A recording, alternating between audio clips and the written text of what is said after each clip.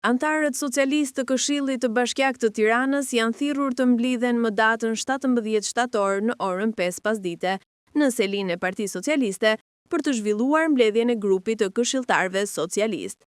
Edhe pse nuk bëhet e ditur agjenda, natyrisht që temë diskutimi do të jetë vendimi i Këshillit Bashkiak për shkarkimin e kryetarit të bashkisë, Erion Veliaj.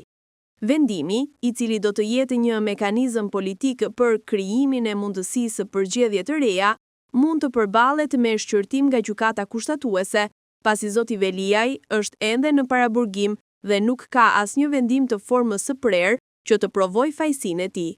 Burime nga ekipi i avokatëve të huaj të zotit Veliaj thonë se ai do ta ankimojë vendimin, pasi është në procedurë sipër për ta çuar çështjen në Strasburg dhe një vendim i tillë humbet integritetin e procesit.